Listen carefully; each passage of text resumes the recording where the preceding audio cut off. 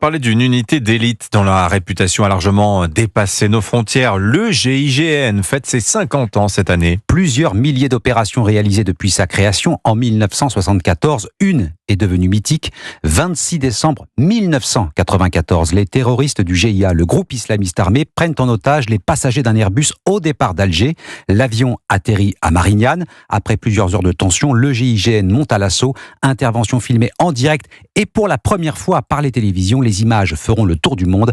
Récit d'une intervention qui a marqué l'histoire. Antoine Bienvaux. 26 décembre 1994, la France se réveille dans l'angoisse. Sur Europe 1, il est 7h30, bonjour. L'aéroport de Marseille-Marignane est donc fermé à tout trafic depuis que l'Airbus d'Air France y a atterri au milieu de la nuit. L'avion est toujours aux mains d'un commando islamiste qui détiennent 172 otages. Pendant de longues heures, les négociateurs tentent de convaincre les terroristes de libérer les otages. En vain, à 17h12, le GIGN donne l'assaut. Deux équipes entrent par les portes arrière de l'avion pendant qu'une autre unité s'engouffre à l'avant pour déloger les terroristes.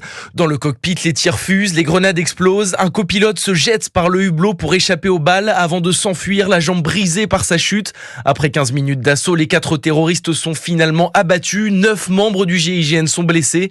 Les otages sont tous évacués. Un exploit salué par le Premier ministre de l'époque, Édouard Balladur. L'opération s'est déroulée dans des conditions exemplaires de courage. Je tiens donc à remercier le GIGN. Des félicitations méritées car l'assaut de Marignane reste encore aujourd'hui le principal fait d'armes du GIGN. Récit Antoine Bienvaux.